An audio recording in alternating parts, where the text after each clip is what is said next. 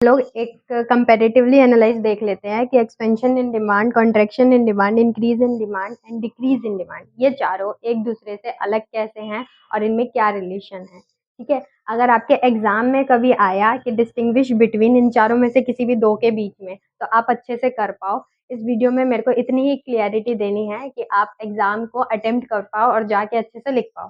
ठीक है, कि डिस्टिंग्विश बिटवीन का 4 नंबर का 5 नंबर का क्वेश्चन आपको सीधे 4 या 5 नंबर दिलवा दे। ओके, चलो स्टार्ट करते हैं एक्सपेंशन इन डिमांड से। एक्सपेंशन इन डिमांड क्या कहता है कि आपकी जो डिमांड है वो इंक्रीज हो रही है। सबसे पहले मैंने आपको पढ़ाया था एक्सपेंशन एंड कॉन्ट्रैक्शन किसकी वजह से होता है, किसकी वजह से होता है, जब प्राइस में चेंज आता है और अदर फैक्टर कांस्टेंट रहते हैं। ठीक है, डिमांड इंक्रीज हो रही है due to decrease in price. ठीक है, डिमांड इंक्रीज हो रही है due to decrease in price and other factor remains constant.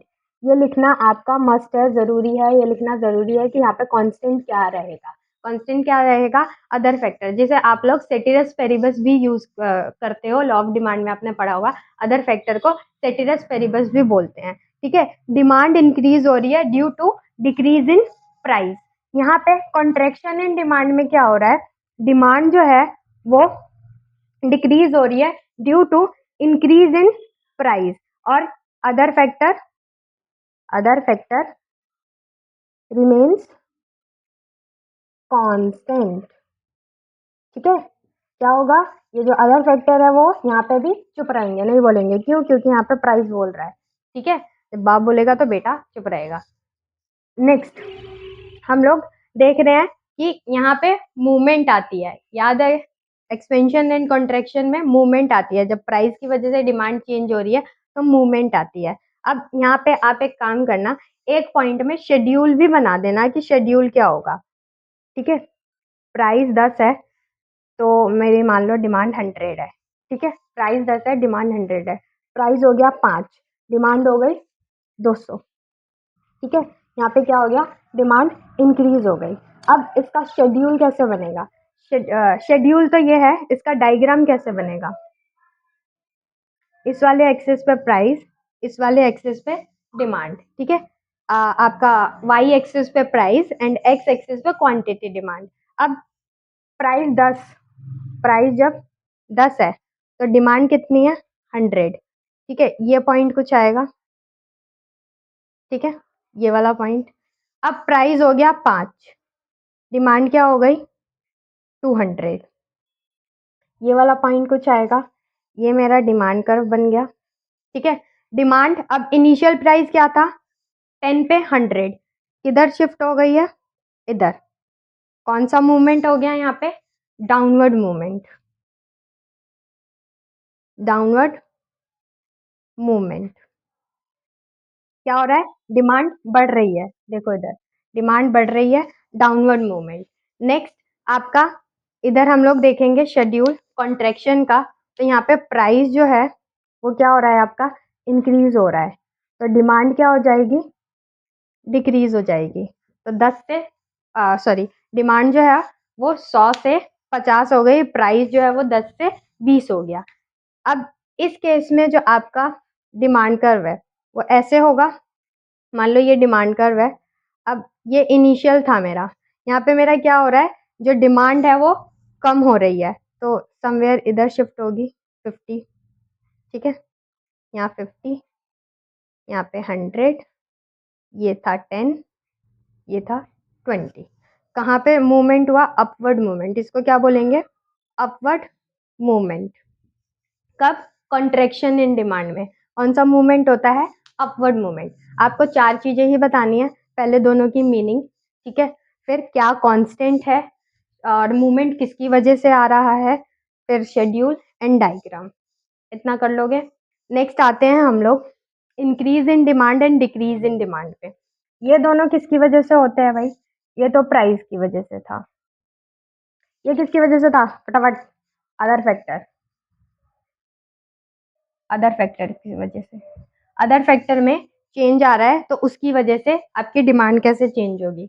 देखो, इंक्रीज इन डिमांड क्या कहता है, इंक्रीज इन डिमांड कह रहा है कि जब आपका other factor increase in demand क्या कह रहा है कि जब आपका डिमांड जो है वो क्या हो जाएगा, इंक्रीज हो जाएगा due to change in other factors, due to change in other factors. Demand क्या है, इंक्रीज हो रही है, कोई भी जो अदर फैक्टर्स है, आपके प्राइस रिलेटेड गुड, फैशन और टेस्ट प्रेफरेंस, ये जितने भी थे, इनमें कोई चेंज आया, उसकी वजह से डिमांड आपकी क्या हो गई, इंक्रीज हो गई। और इस केस में कौन कांस्टेंट रहता है, प्राइस कांस्टेंट रहता है, प्राइस रिमेन्स कांस्टेंट। प्राइस क्या रहता है, कांस्टेंट रहता है, ठीक है।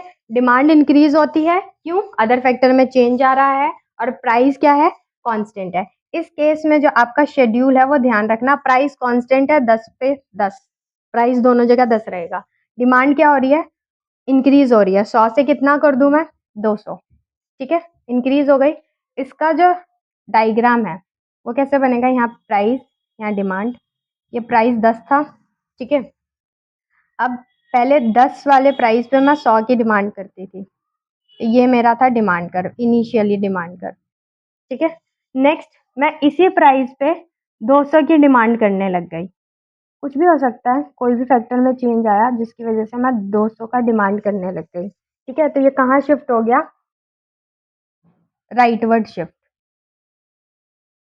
राइटवर्ड शिफ्ट, ठीक है। कहाँ शिफ्ट हुआ है, राइटवर्ड शिफ्ट हुआ है। नेक्स्ट डिक्रीज इन डिमांड क्या है, डिमांड कम हुआ है, डिमांड कम हुआ है, वापस किसकी वजह से, ड्यू टू चेंज इन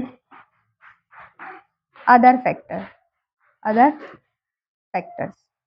यहाँ पे दोबारा कौन कांस्टेंट रहेगा, प्राइस, कौन कांस्टेंट रहेगा, प्राइस, प्राइस रिमेन्स कांस्टेंट। वापस से प्राइस कांस्टेंट है, प्राइस 10 का 10, ठीक है। डिमांड जो है वो 100 से 50 हो गई। अब इसका कर्व जो है, मान लो ये मेरा इनिशियल डिमांड था, जो आपका इनिशियल डिमांड है उसको डी से ही डिनोट करना, और जो आपने शिफ्ट कर दिया उसको डी डैश लिख देना, ठीक है। ये था D D, initial demand curve. अब आपकी यहाँ पे डिमांड क्या हुई है, कम हुई है, लेफ्टवर्ड शिफ्ट हुई है, ठीक है। ये रहा, ये है लेफ्टवर्ड शिफ्ट, क्या बोलेंगे इसको, लेफ्टवर्ड शिफ्ट, ओके। अब ये 4 चीजें हैं। अब मैंने आपको एक्सपेंशन इन डिमांड का दूसरा नाम बताया था, जो था इंक्रीज इन क्वांटिटी डिमांड, ठीक है। अब बच्चे क्या हो जाते हैं ना, कंफ्यूज हो जाते हैं अगर ऐसा आ गया, इंक्रीज इन क्वांटिटी डिमांड में और इंक्रीज इन डिमांड में क्या करना है, आपको डिस्टिंग्विश डिफरेंस बताना है, difference between increase in quantity demand and increase in demand में। तो ये वाला पार्ट और ये वाला पार्ट ही करोगे आप, ठीक है, ये दोनों गायब कर दोगे। अब सिंपली आपने क्या करना है, सबसे पहले मीनिंग, मीनिंग क्या है, मीनिंग के बाद आपने बताना है कि क्या फैक्टर कांस्टेंट रहेगा, क्या फैक्टर कांस्टेंट रहने के बाद आपने देना है शेड्यूल, शेड्यूल के बाद बनाना है डायग्राम, डायग्राम के नीचे एक लिखना है कि मूवमेंट हो रही है या शिफ्टिंग हो रही है, ठीक है। अब मूवमेंट कहाँ हो रही है, अपवर्ड हो रही है या डाउनवर्ड हो रही है, शिफ्टिंग कहाँ हो रही है, राइटवर्ड हो रही है या डाउनवर्ड हो रही है। इस वीडियो में इतना ही, ठीक है।